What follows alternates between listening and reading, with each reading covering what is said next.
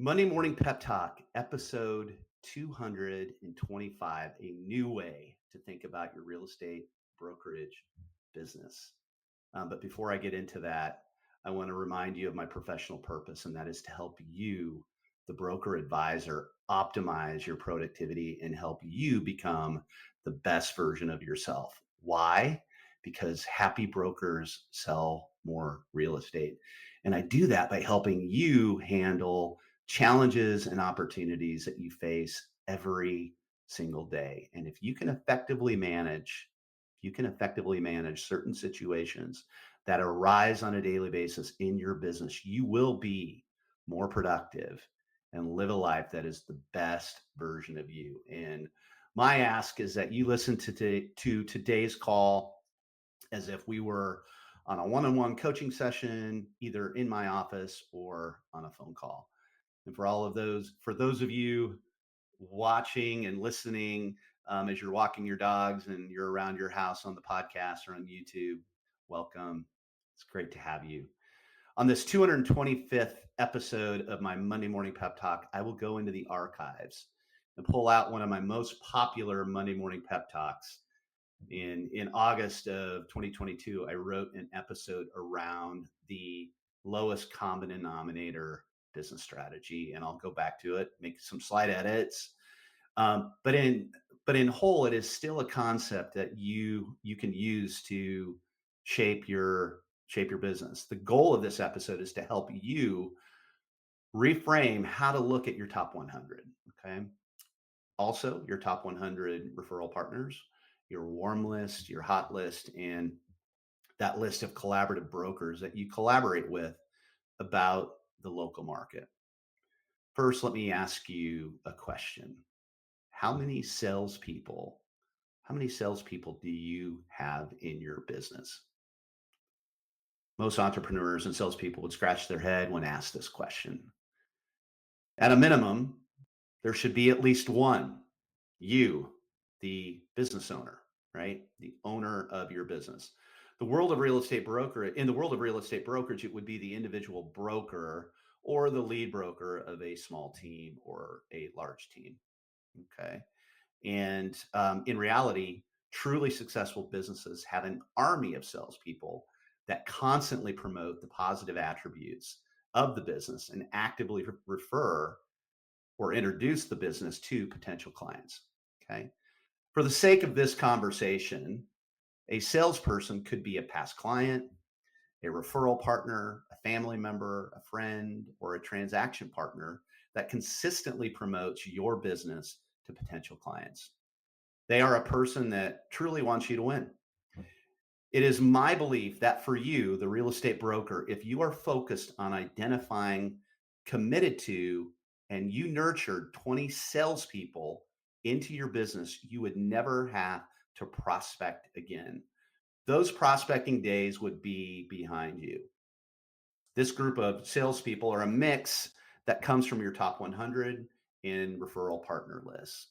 Okay. So if you're managing the five lists if you find managing this list of, or this five lists a little too overwhelming, identifying, committing to, and nurturing just your salespeople is the lowest common denominator business strategy you need to create a predictable and enjoyable business. It is the ultimate long game strategy. All right, so let's dive a little bit deeper into what I mean by identifying, committing, and nurturing.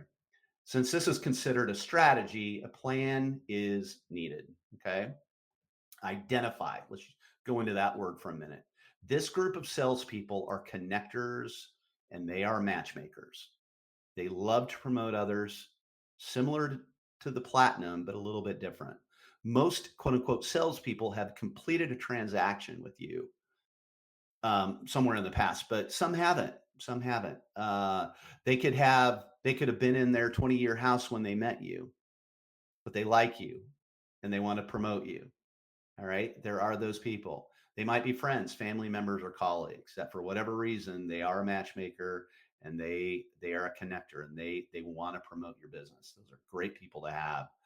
It could also be referral partners in other markets that are incredibly important to your business, especially if they have a steady stream of clients relocating or buying homes or second homes in your marketplace. Okay. I will tell you that some salespeople will surprise you. They'll surprise you. Others you thought for sure would be salespeople could disappoint you. Go into every relationship with a new client assuming they will be a promoter of your business. You just never know.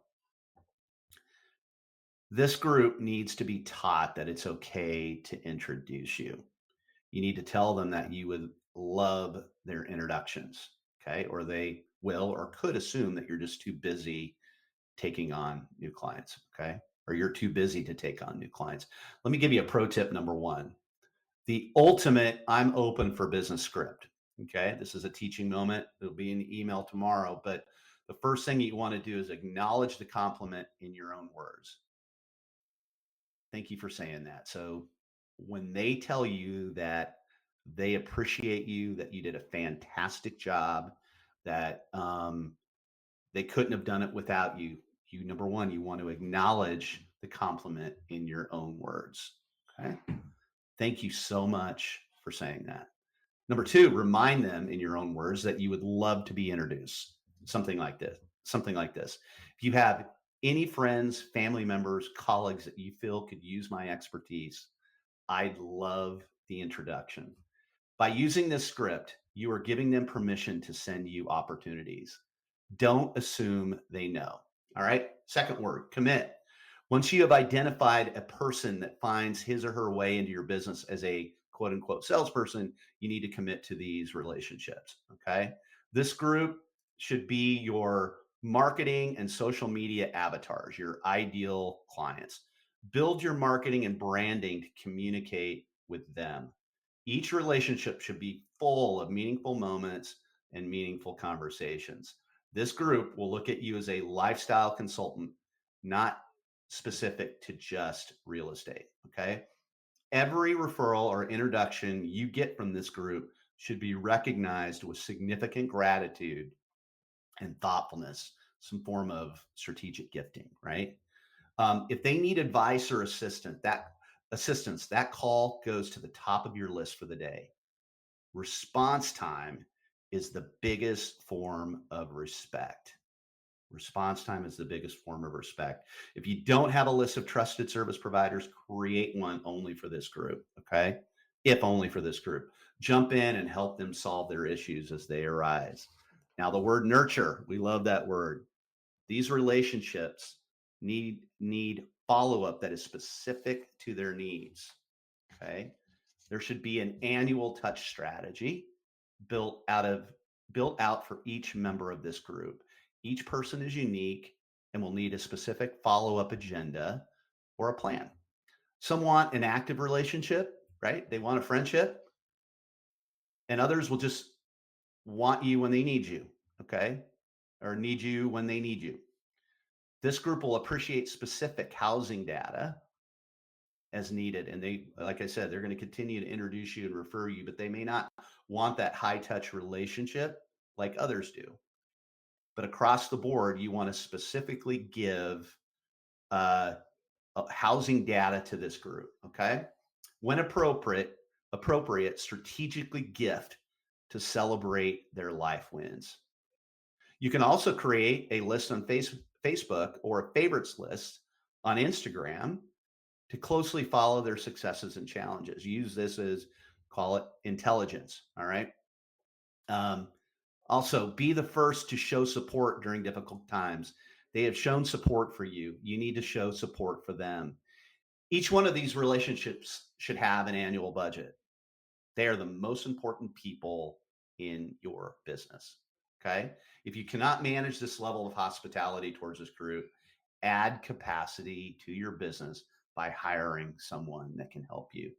Pro tip number two, just because they love you and promote your business doesn't mean that they won't break your heart. Like I talked about on last week's Monday Morning Pep Talk, episode 224. You will always need to be on the lookout for salespeople. You may get to 20, and you may have to add people to stay at 20. All right. There's a constant, and there will be, it's not going to be a very fickle group, but you will have people that will move out of state, move out of the market, break your heart for whatever reason. Always be working towards filling this group up to 20, and then keeping it at least 20. Again, this is that platinum group. On my weekly email last week to support Monday Morning Pep Talk number 224, I introduced to you a new book written by Dan Sullivan and Dr. Benjamin Hardy called 10X is Easier Than 2X. And in this book, they emphasize focusing on quality over quantity to create freedoms around your time, freedom around your money, relationships, and overall life freedom, right? It got me thinking at a deeper level. Does a real estate broker really need a full top 100? At a minimum, you will probably see me change the definition of the top 100 after putting a lot of thought into this. You could see me pivot to a top 100 that puts the majority of your focus on that top 20, which is your platinum, with maybe less active effort with the remaining 80. Now, every business is different. Okay. I'm really in this strategy talking to that 90% of real estate brokers that can do a lot of business on 20 people. Okay. That doesn't mean this is going to be essential for everyone, but more on all of this later. For now, and for this episode, a renewed commitment and redefining your top 20, your platinum, should take place.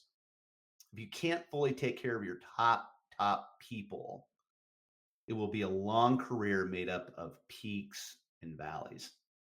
If you want to be a super achiever or an ELP, which is an elite level producer, you will need to make this mindset shift quickly if you haven't already. This real estate brokerage trend further proves my point that we are moving further and further from just selling homes to a much more active lifestyle approach. Sounds kind of like a luxury approach, right? To overall brokerage. Your clientele will want to know that you know how to live in a home and its location as much as you know how to sell a home. To do this well, you may have to create this level experience with less people, if you want your business to thrive. This approach I presented today truly is the most boiled down approach to building a predictable and enjoyable business. Now, as I wrap up this call, let me ask you the question again. How many salespeople do you have actively promoting your business? What is your strategy around identifying those relationships? Have you fully committed to the people in that group? And do you have an annual agenda or a nurture campaign to strengthen and retain those relationships? Identify them, okay? Identify them, especially if you don't have a current top 20. I tell you, don't worry. This is the ultimate long game. Okay. Set out today to identify them so you can commit to them and nurture them. Let me say that last line first before I wrap up. If you don't currently have 20 salespeople in your business, don't worry. This is the ultimate long game. Set out today so you can identify those top 20, so that you can commit to them, and so that you can nurture them. Team, for those of you that are not on my email list, you can go to my Instagram, Ask Jim Miller, go into the profile link and sign up, or go to my website. You can sign up there as well, or just send me an email to askjimmiller@gmail.com. Team, I'm here to help you. I want you to thrive. I want you to win. That's why I'm here. That's why I do these calls. I'm grateful for you. Thanks everybody for jumping on today. We'll be back next week with another one from the archives, the most popular call I had in 2022. Talk to you next week. Thank you.